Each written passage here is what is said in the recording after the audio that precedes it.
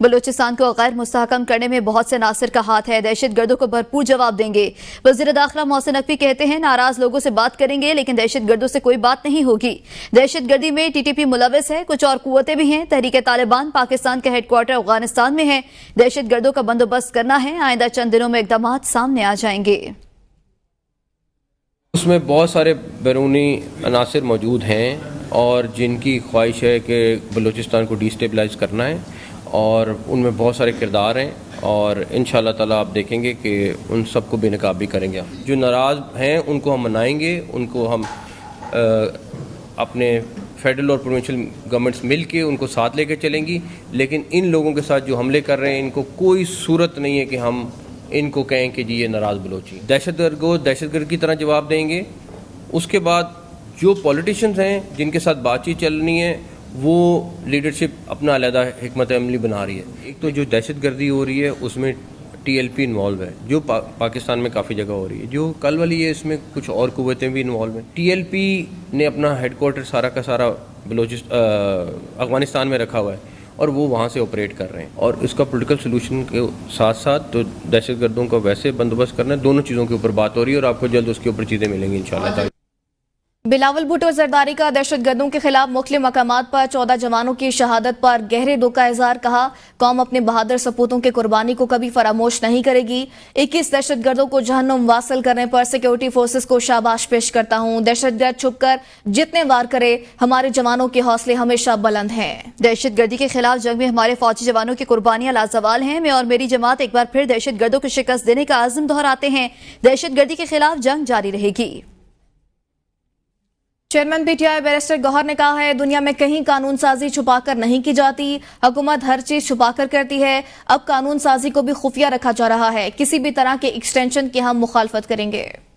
हम हुकूमत की एक चीज़ की ज़रूर मजम्मत करते हैं और वो यही है कि कोई भी दुनिया में कोई भी कानून साजी नहीं होती जो चुपके से की जाती है, जो रात के अंधेरे में लाया कोई कानून साजी को इंट्रोड्यूस कराया जाए, जिसको लाए और उनको गवर्नमेंट के मेंबरों को भी ना पता हो, आप रूल्स को सस्पेंड करें, एक ही दिन में लेके आएँ, तो ये तरीक़ाकार जो है आईनी नहीं है। और हम अपना मौक़िफ़ इंशाअल्लाह ताला इस पर देंगे। और पाकिस्तान तहरीक इंसाफ का मौक़िफ़ पहले से वाज़ेह है कि जुडिशरी को आप इंटरफेयर ना करें, आप जुडिशल सिस्टम को वेपनाइज ना करें, किसी को ना एक्सटेंशन दे, न उनके कोटने और ऑफिस को चेयर।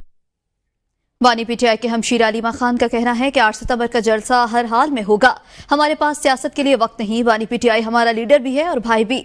कोई जो चाहे करे, हम वानी PTI के साथ खड़े रहेंगे। तीसरी बार अडियाला जेल का अमला तब्दील किया गया है, जो समझ से बालातर है। हम बता के थक गए कि आप ना डरे, हम सियासत में नहीं आना चाहते। तो हमारे पास जिंदगी में इतना वक्त नहीं है कि हम इस चाह के दंगल के अंदर घुस जाएं। तो हम तो इसके अंदर नहीं करना चाहते। लेकिन हाँ, इमरान खान हमारा लीडर है, हम उसको फॉलो भी करते हैं, हमारा भाई भी है और हमारी ड्यूटी हम उसको हिफाजत करेंगे। आप इमरान खान ने कहा कि नहीं, आप 8 तारीख को आप जलसे पे जाएंगे, हम शामिल होंगे। सरबराह JUIF मौलाना फजल रहमान ने कहा है, 7 सितंबर 1974 को कौमी असम्बली ने एक मुतफिका आईनी तरमीम के जरिए कादियानियों को गैर मुस्लिम अक़लियत करार दिया था। उस फैसले के 50 साल मुकम्मल होने पर मीनार पाकिस्तान में गोल्डन जुबली तकरीब होगी, जिसे यौमुल फतह का नाम दिया जाएगा। 22 अगस्त 2024 को सुप्रीम कोर्ट में भी उम्मत को नई फतह हासिल हुई। पूरे कौम मीनार पाकिस्तान में जमा करने के लिए तहरीक चलाएं और नज़्म व ज़ब्त के साथ कौम की शिरकत को यकीनी बनाएं। 7 सितंबर 1974 को कौमी असम्बली पाकिस्तान ने एक मुत्तफ़िक़ा आइनी तरमीम के ज़रिए कादियानियों को गैर मुस्लिम अक़लियत करार दिया था।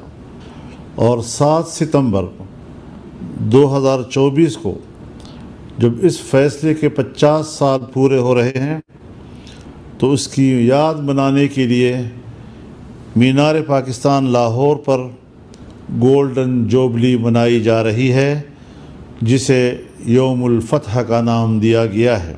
22 अगस्त 2024 को सुप्रीम कोर्ट ऑफ पाकिस्तान में जो उम्मत को नई फतह हासिल हुई है, पूरी कौम मीनार पाकिस्तान लाहौर पर मुज्तमा होकर अपनी भरपूर यकजहती और जनाब रसूलुल्लाह सल्लल्लाहु अलैहि वसल्लम के साथ अपनी मोहब्बत और आपकी ख़त्म नबूवत के साथ वालहाना अक़ीदत का इजहार करें। वज़ीर आला पंजाब मरियम नवाज शरीफ की ज़ेर सदारत प्राइस कंट्रोल पर खुसूसी इजलास हुआ। वज़ीर आला ने सूबे में प्राइस कंट्रोल पर इत्मीनान का इज़हार किया। इजलास में वज़ीर आला मरियम नवाज को अशिया ज़रूरिया के नरखों पर ब्रीफिंग में बताया गया पंजाब में ज़रूरी अशिया खुरानोश के नर्ख सबसे कम है। वज़ीर आला ने सूबा भर में रोटी के मुकर्ररा नर्ख पर फरोख्त यकीनी बनाने की हिदायत की। मरियम नवाज ने कहा किसी भी शहर में रोटी मुकर्ररा नर्ख से ज़ायद फरोख्त करने की हरगिज़ इजाज़त न दी जाए। सूबा भर के अवाम को कंट्रोल रेट पर आटा फराहम किया जाए। विफाकी वजारत तवानाई अवैस लगारी का कहना है कि बिजली चोरी स्टेट और आवाम के लिए काबिल बर्दाश्त नहीं। शोबा तवानाई में इस्लाहात ला रहे हैं। बिजली चोरी की रोकथाम के लिए सख्त इक़दाम किए जा रहे हैं। पंजाब हुकूमत ने फी यूनिट बिजली में आवाम को 14 रुपए का रिलीफ दिया। इसे आवाम तक पहुंचाएंगे।